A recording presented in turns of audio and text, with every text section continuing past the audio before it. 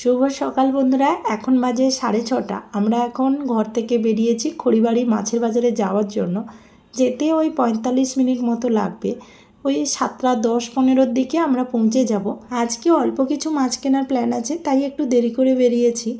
এই টাইমে কি মাছ পাওয়া যায় এবং দাম কেমন হয় সেটাই তোমাদের সাথে শেয়ার করব বলে এই ভিডিওটা করেছি। এটাই হচ্ছে খড়িবাড়ির মেন স্ট্যান্ড। এখান থেকে বাম দিকে সামান্য একটু ভেতরে গেলেই কিন্তু খড়িবাড়ির যে মেন বড় মাছের বাজার পেয়ে যাবেন। এখানে আসতে গেলে চিনার পার্কের দিক থেকে এলে খড়িবাড়িগামী বা সন্ডালিয়াগামী যে কোনো বাস ধরে এখানে আসতে পারেন।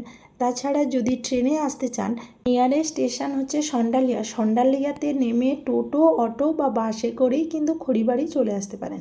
এই যে চিংড়ি মাছগুলো দেখছেন, এগুলোর দাম নিচ্ছে 330 টাকা, একদম জ্যান্ত চিংড়ি। এখন বাজে 7:10। 7:10-এও কিন্তু অনেক জ্যান্ত মাছ আসছে। যেমন এই যে রুই কাতলা দেখছেন, এই কাতলাটা 4 কিলো ওজন আছে, 270 টাকা করে কিলো নিয়েছে। বেশ ভালো টেস্টি ছিল কিন্তু খেতে। এই যে লোটে দেখছেন, লোটে নিয়েছে 90 টাকা কিলো। সাথে নিয়েছিলাম বাটা মাছ। বাটা মাছগুলো কিন্তু বেশ টাটকা ফ্রেশ বাটা ছিল। বাটা কত দাদা? 140 হচ্ছে, 160 মাল 140, পাঁচশো 250 টাকা, ট্যাংরাতে 250 টাকা করে, পাঁচশো 250 টাকা। ফাইনালি ওই বাটাগুলো আমরা 120 টাকা করে কিলো নিয়েছি। বেশ টাটকা বাটা মাছ ছিল। এখানে কিন্তু আরও অনেক মাছ ছিল, যেগুলো আমি ভিডিওতে আর তুলে ধরিনি। যে মাছগুলো আমরা কিনেছিলাম ওই মাছগুলোই কিন্তু ভিডিও করেছিলাম।